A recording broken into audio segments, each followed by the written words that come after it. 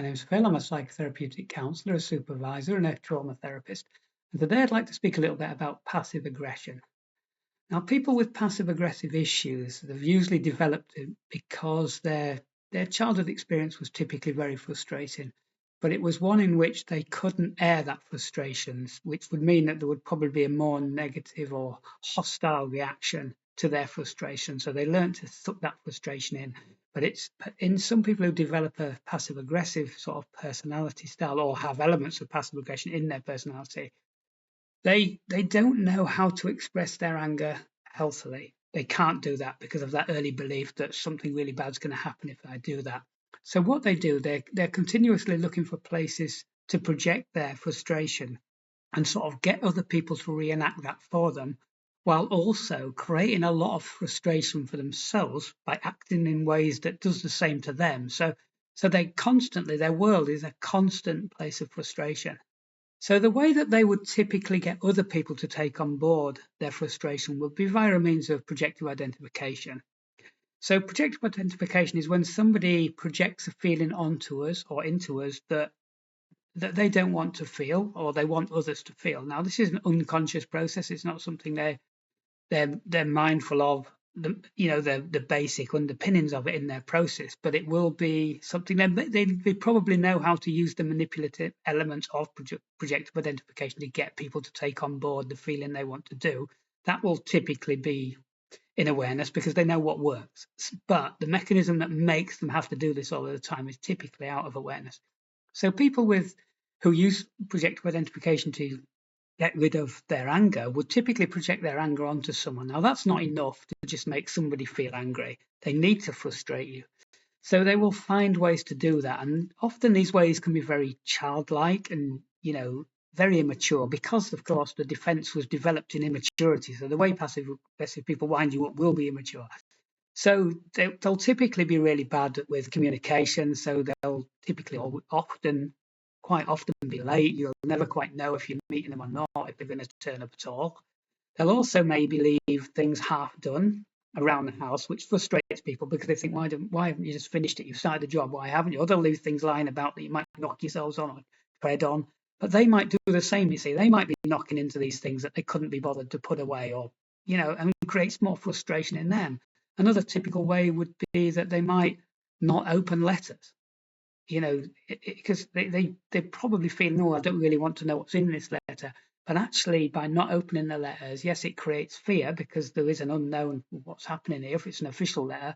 But actually, it can also help them project their frustration. So if there's a final bill comes along, which they haven't opened the letter, then a summons comes.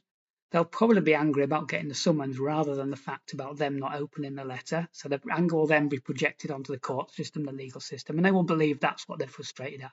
And they won't change this. It's really, really hard for them to stop actually setting themselves up to frustrate themselves or let them down. And so often in relationships when this is getting played out, there will be drama because that person is constantly trying to almost frustrate you like they were frustrated when they were a child. So their behaviors are there to sort of get that transference in play.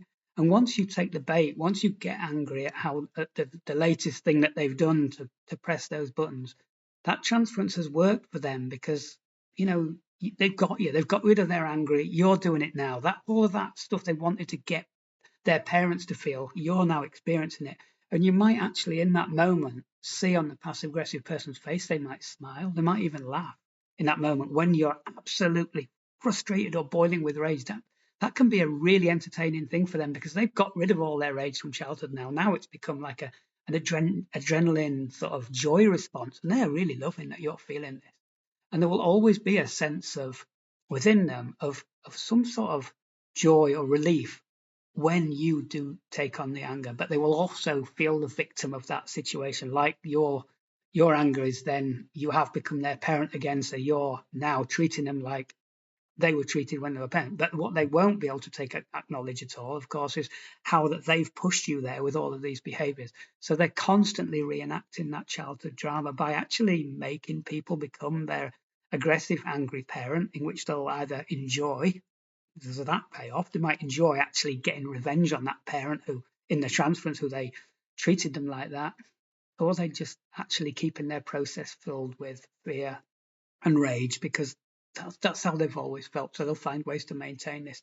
So when you're dealing with passive aggressive people, the way to deal with it is a difficult way, but you've got to not take the bait. You've got to find ways to not react when you feel you're being pushed to anger. You've got to find ways to challenge from a more grounded perspective. And if you can be less emotional around them, it usually means that they'll have to do their own anger. Yes, they might start upping the ante, doing more behaviors to frustrate you.